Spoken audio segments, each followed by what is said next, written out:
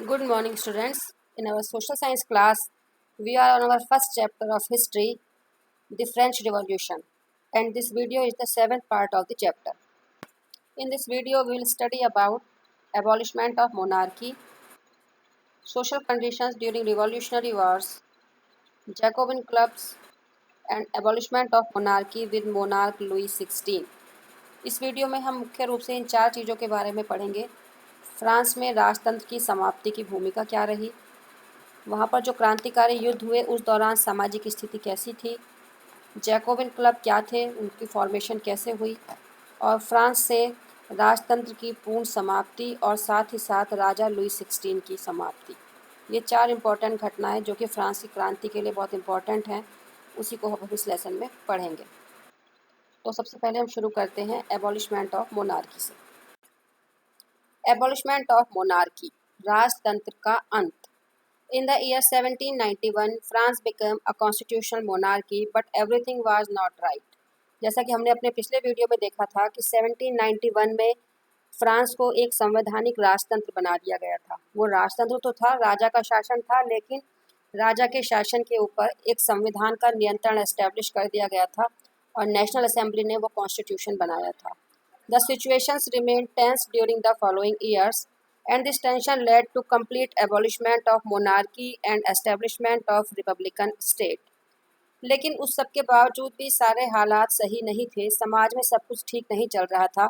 वहाँ एक तनाव का माहौल रहा काफ़ी टाइम तक, और उस तनाव के माहौल ने ही वहाँ राजतंत्र को पूरी तरह समाप्त कर दिया और फ्रांस को एक गणतांत्रिक राज्य के रूप में एस्टेब्लिश किया। तो वो क्या तनावपूर्ण हालात थे जिन्होंने कि फ्रांस को मोनार्की से पूरी तरह मुक्त कर दिया, राजतंत्र से पूरी तरह मुक्त कर दिया, उन हालात को हम जानेंगे। Though the King Louis XVI accepted the constitution and signed it, but he was secretly negotiating with the King of Prussia. अब लुई 16 ने कॉन्स्टिट्यूशन को एक्सेप्ट तो कर लिया था, वो हमने देखा था पिछले वीडियो में कि जो हालात चल रहे थे वो दबाव में आ गया और नेशनल असेंबली ने जो कॉन्स्टिट्यूशन बनाया था उसको उसने एक्सेप्ट कर लिया था और ये बात स्वीकार कर ली थी कि उसके शासन पर संविधान का अंकुश रहेगा। लेकिन उसने उसको स्वीकार तो कर लिया, उसके बावजूद भी वो इससे मुक्ति की कोशिश कर रहा था, वो इस सिस्टम को समाप्त करना चाहता था। इसके लिए उसने प्रशा के राजा से गुपचुप बातचीत करना प्रारंभ कर दिया। The rulers of neighbouring countries were worried by the incidents of France. और जो फ्रांस के पड़ोसी देश थे जहाँ राजतंत्र चल रहा था, वहाँ के राजा भी फ्रांसी घटनाओं से चिंतित थे। उन्हें ये चिंता हो गई थी कि जो कुछ फ्रांस में हुआ है कहीं हमारे देश में भी ना हो जाए, यहाँ की जनता भी प्रेरित होकर हमारे राजतंत्र को समाप्त ना कर दे। इसलिए वो सभी फ्रांस के राजा की मदद करना चाह रहे थे। They were planning to send troops to France, but in April 1792, National Assembly declared war against Prussia and Austria. तो उन पड़ोसी देश के राजाओं ने यह योजना बनाई कि वो राजा की मदद के लिए, लुई 16 की मदद के लिए फ्रांस अपनी सेनाएं भेजेंगे। लेकिन इस बात की खबर नेशनल असेंबली को लग गई और अप्रैल 1792 में नेशनल असेंबली ने प्रशा और ऑस्ट्रिया के खिलाफ लड़ाई छेड़ दी। Thousands of volunteers joined army as they were taking this war as the war against monarchy and feudalism. अब जब समाज में ये घोषणा हुई कि युद्ध शुरू हो गया है और वो युद्ध प्रशा और ऑस्ट्रिया के राजाओं के खिलाफ हो रहा है क्योंकि वो हमारे राजा की मदद करना चाह रहे हैं, तो जनता ने ये समझा कि ये युद्ध राजतंत्र के और सामंतवादी व्यवस्था के खिलाफ है। इसलिए हजारों की संख्या में गांवों से स्वयंसेवक युद्ध में भाग लेने के लिए आगे आए। जो फ्रांस का रूरल एरिया था वहाँ से बड़ी संख्या में स्वयंसेवक लोगों ने आर्मी ज्वाइन करनी शुरू कर दी, क्योंकि उन सभी का मानना था कि ये वार मोनार्की और फ्यूडलिज्म के खिलाफ है, राजतंत्र और सामंतवाद के खिलाफ है, और वो सभी लोग राजतंत्र और सामंतवादी व्यवस्था से परेशान थे, इसलिए वो उसको पूरी तरह समाप्त करना चाहते थे। So many patriotic songs became popular and the Marseillaise composed by poet Roger de Lisle was the most popular one and later it became the national anthem of France. तो जिस समय पूरे समाज में, पूरे देश में ये देशभक्ति की भावना चल रही थी, बहुत सारे देशभक्ति के गीत उस समय लोकप्रिय हुए और उनमें जो सर्वाधिक लोकप्रिय हुआ वो रॉजर डे लाइल द्वारा रचित मार्सिले थे। मार्सिले के जो स्वयंसेवक थे, एक जगह का नाम है मार्सिले, वहाँ के स्वयंसेवक जिस देशभक्ति गीत को गा रहे थे उसी को बाद में मार्सिले कहा जाने लगा। इसकी रचना रॉजर डे लाइल नाम के कवि ने की थी और बाद में यही फ्रांस का राष्ट्रगान बन गया। Social conditions during revolutionary wars, ये सब जो क्रांतिकारी घटनाएं चल रही थी, क्रांतिकारी लड़ाइयाँ चल रही थी, इस दौरान समाज की स्थिति क्या थी? People had to bear economic difficulties. Women had to bear the financial burden of the family as men were away for war. अब जब किसी भी समाज में, किसी भी देश में युद्ध होता है तो आर्थिक कठिनाइयाँ जनता को झेलनी पड़ती हैं, क्योंकि राष्ट्र के सारे संसाधन युद्ध में खर्च हो जाते हैं। इसलिए इन सारे क्रांतिकारी युद्धों के दौरान जनता को बहुत सी आर्थिक परेशानियाँ उठानी पड़ी। अधिकांश पुरुष जो थे वो युद्ध में भाग लेने के लिए चले गए, सेनाओं में भर्ती हो गए। इसलिए महिलाओं को अपने परिवार की आर्थिक जिम्मेदारी उठानी पड़ी और महिलाएं घर से बाहर आकर काम पे लग गईं। A large number of people thought that war was essential as only the rich community got political rights in the Constitution of 1791. अब ऐसे बहुत सारे लोग थे जिन्हें लगता था कि इस तरह के युद्ध होने ज़रूरी हैं, क्योंकि अभी जो संविधान बनाया भी गया है उसमें केवल समाज के धनी वर्ग को ही पॉलिटिकल राइट दिए गए हैं, निर्धन वर्ग को अभी भी उपेक्षित कर दिया गया है। वो क्यों?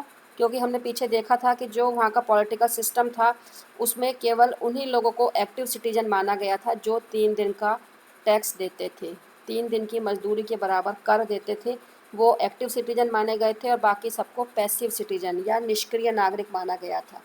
तो ऐसे में जनता के मन में ये भाव था कि धनी लोग जो हैं उन्हीं को नागरिक अधिकार दिए गए हैं, राजनीतिक अधिकार दिए गए हैं और निर्धनों की उपेक्षा कर दी गई है, इसलिए वो लोग उस संविधान को पूरी तरह से ही नहीं मान रहे थे।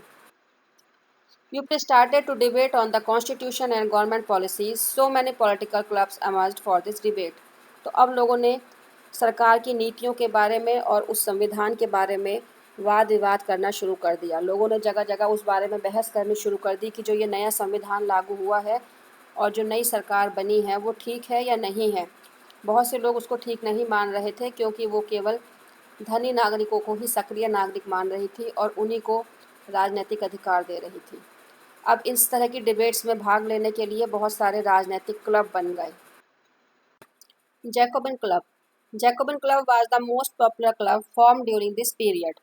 इस समय जो ये बहुत सारे राजनीतिक क्लब बने जो कि संविधान और सरकार के बारे में चर्चा करते थे, वाद विवाद करते थे, उनमें सबसे लोकप्रिय क्लब जो था वो जैकोबिन क्लब था। It was named on former convent of Saint Jacob in Paris. इसका नाम जो जैकोबिन क्लब रखा गया था वो पेरिस के भूतपूर्व कॉन्वेंट ऑफ सेंट जैकब के नाम पर रखा गया था। पेरिस शहर में पहले एक कॉन्वेंट था जो कि संत जैकब के नाम पर था, तो उसी के नाम पर इसका नाम जैकोबिन क्लब रखा गया था। कॉन्वेंट क्या होता है? कॉन्वेंट एक इमारत होती है जो कि धार्मिक जीवन को समर्पित समूह की इमारत होती है। एक ऐसा ग्रुप, कुछ लोगों का एक ऐसा ग्रुप जिन्होंने अपना जीवन धर्म को समर्पित कर रखा है, तो वो जो एक बिल्डिंग बनाकर रखते हैं जिससे वो अपनी गतिविधियां संचालित करते हैं, उसे कॉन्वेंट कहा जाता है। तो जो संत जैकब थे उनके नाम पर एक कॉन्वेंट बनाया गया था, उसी बिल्डिंग में ये जैकोबिन क्लब संचालित किया जाता था, इसीलिए इसका नाम जैकोबिन क्लब था। The members of this club were from less prosperous section of the society. इस क्लब के जो सदस्य थे वो समाज के कम समृद्धशाली समुदाय के लोग थे। समाज का वो समुदाय जो कि अधिक धनी नहीं था, जो केवल अपना दैनिक जीवन ही चला पाते थे मेहनत मजदूरी करके, वो ही लोग इस जैकोबिन क्लब के सदस्य बने थे। They included small shopkeepers, artisans as shoe maker, pastry maker, watch maker, printers, servants and daily wages labour etcetera. तो जो ये लेस प्रॉस्परस सेक्शन था, कम धनी समुदाय था, कम धनी वर्ग था समाज का, इसमें कौन लोग शामिल थे? छोटे छोटे दुकानदार, छोटे कारीगर जैसे कि जूता बनाने वाले, पेस्ट्री बनाने वाले, घड़ी बनाने वाले, छापे खाने में काम करने वाले, नौकर और जो दिहाड़ी के मजदूर जो अपने डेली वेजेस पे काम करते थे, वो सभी लोग इस जैकोबिन क्लब के मेंबर बने, क्योंकि ये सभी लोग वो थे जो निर्धन समुदाय से आते थे और वो 3 दिन के बराबर टैक्स देने की स्थिति में नहीं थे, इसलिए उस संविधान में इनको पॉलिटिकल राइट्स नहीं मिले थे। There leader was Maximilian Robespierre. इस जैकोबिन क्लब का जो मुख्य नेता था उसका नाम था Maximilian Robespierre. The Jacobins decided to wear long striped trousers, similar to those worn by dock workers.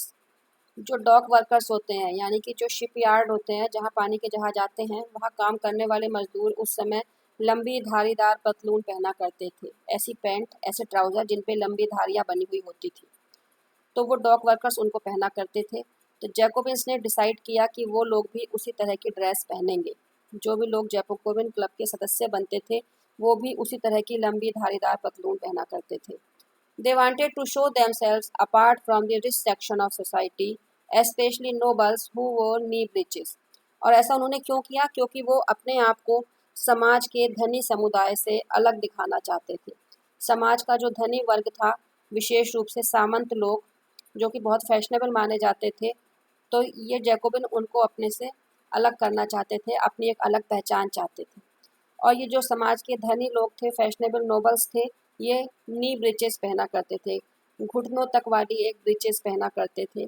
इनकी जो पैंट होती थी वो घुटनों तक होती थी, तो ये उसको पहनते थे। लेकिन जैकोबिन जो थे वो पूरी लंबी धारीदार पतलून पहना करते थे। दीज जैकोबिन्स वर कॉल्ड सॉकुलार, which means without knee breeches. ये जैकोबिन लोग अपने को कहा करते थे सॉकुलात। ये सॉकुलात एक फ्रेंच वर्ड है जिसका अर्थ है विदाउट नी ब्रीचेस, घुटनों तक वाली ब्रीचेस के बिना। घुटनों तक वाली जो ब्रीचेस है, घुटनों तक वाली एक हाफ पैंट टाइप होती थी, उसको नोबल्स पहना करते थे, और बिना घुटनों तक ब्रीचेस वाले को जैकोबिन्स पहना करते थे। इसीलिए जैकोबिन्स को सॉकुलात भी कहा जाता था। यहाँ इस पिक्चर में हम देख रहे हैं असॉकुलात कपल। एक कपल दिख रहा है, एक महिला और पुरुष है जो कि सॉकुलात है, जिन्होंने वो लंबी धारीदार ट्राउज़र पहन रखी है। Only man also wear red caps. और ये जो सॉकुलात मैन होते थे, जैकोबिन मैन होते थे, ये अपनी एक विशेष पहचान देने के लिए वो रेड फ्राइजेरियन कैप भी पहना करते थे। वो लाल टोपी भी पहना करते थे, जो कि गुलामी से मुक्ति का प्रतीक होती थी। महिलाओं को इस तरह की टोपी पहनने का अधिकार नहीं था, केवल पुरुष पहनते थे। यहाँ इस फिगर में हम देख रहे हैं कि पुरुष ने इस तरह की टोपी पहन रखी है। Abolishment of monarchy with monarch Louis 16। राजतंत्र की समाप्ति और उसके साथ साथ राजा लुई 16 की भी समाप्ति। In the summer of 1792, the Jacobins planned a public revolt as people were angry by the shortage and price rise of food grains.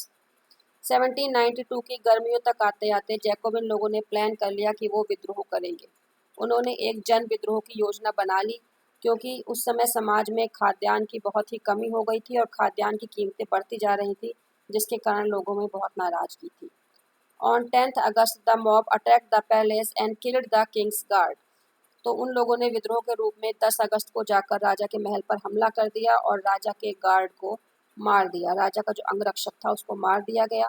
They held the king as hostage for several hours. और उन्होंने कई घंटे तक वहीं पर राजा को बंदी बनाकर रखा। Later, the assembly passed the proposal to imprison the royal family. उसके बाद असेंबली ने एक प्रस्ताव पारित किया जिसके अंतर्गत शाही परिवार को बंदी बना लिया गया। वो जो नेशनल असेंबली थी, उन्होंने जब देखा कि जनता इतना खिलाफ हो गई है राजा के, तो उन्होंने राज परिवार को बंदी बनाने का ऑर्डर कर दिया। राज परिवार में राजा और रानी दोनों को ही शामिल किया गया। New elections were held. उसी समय जनता के विद्रोह को देखते हुए नए चुनाव कराए गए और इस बार चुनाव में थोड़ा सा परिवर्तन किया गया। All the men about 20 year of age were given voting rights. अब सभी पुरुषों को जिनकी आयु 21 वर्ष से अधिक थी उनको मताधिकार दे दिया गया। पहले मताधिकार किसको मिलता था? केवल उन पुरुषों को मिलता था जिनकी आयु 25 वर्ष से ज़्यादा थी और जो 3 दिन की मजदूरी के बराबर टैक्स देते थे। लेकिन अब लोगों के विरोध को देखते हुए वहाँ की गवर्नमेंट ने यह फैसला किया कि 21 वर्ष से अधिक आयु के सभी पुरुषों को वोटिंग राइट मिलेगा, वो सभी वोट डाल सकते हैं, भले ही वो टैक्स देते हों या ना देते हों। और उनकी आयु सीमा भी घटाकर 21 वर्ष कर दी गई। The new assembly was called the convention. और जो ये नई सभा घटित हुई, नई असेंबली बनी, इसको कहा गया convention. On 21st September 1792, monarchy was abolished completely and there was no hereditary monarchy in France then. 21 सितंबर 1792 में फ्रांस से राजतंत्र को पूरी तरह समाप्त कर दिया गया और अब वहाँ वंशानुगत राजतंत्र का सिस्टम पूरी तरह समाप्त हो गया। हेरिडिटरी मोनार्की वंशानुगत राजतंत्र, जिसमें कि एक ही वंश के लोग राजा बनते रहते हैं, जैसे लुई 16, वो भी वंशानुगत राजतंत्र का ही एक हिस्सा था। तो 21 सितंबर 1792 में वहाँ पूरी तरह राजतंत्र समाप्त हो गया। France was declared a republic, और फ्रांस को एक गणतंत्र घोषित कर दिया गया। Louis 16 was sentenced to death by a court on the charge of treason. Louis 16 के ऊपर देशद्रोह का आरोप लगाया गया और एक कोर्ट में उसका मुकदमा चलाया गया। On 21 January 1793 he was executed publicly at Place de la Concorde, और 21 जनवरी 1793 में उसको पैलेस डी ला कॉनकॉर्ड नामक जगह पर सभी जनता के सामने फांसी दे दी गई, मृत्युदंड दे दिया गया। Queen Marie Antoinette was also executed after some time, और कुछ समय के पश्चात उनकी रानी मैरी एंटोनियो को भी इसी प्रकार मृत्युदंड दे दिया गया। और लुई 16 और क्वीन मैरी एंटोनियो की मृत्यु के साथ ही फ्रांस से राजतंत्र पूरी तरह से समाप्त हो गया। तो अभी तक की जो कहानी पढ़ी हमने फ्रांस की, उसमें पहले फ्रांस में राजतंत्र था, बाद में रिवोल्ट के बाद उसको संवैधानिक राजतंत्र बनाया गया, लेकिन अब जाकर राजतंत्र शब्द पूरी तरह समाप्त हो गया, अब वो एक गणतंत्र बन गया। लेकिन क्या हालात अभी पूरी तरह ठीक हो गए? नहीं, अभी भी हालात पूरी तरह सब ठीक नहीं रहे, अभी भी फ्रांस में स्थितियां सामान्य नहीं हो सकी। अब हम आगे देखेंगे कि और क्या क्या नए परिवर्तन हुए।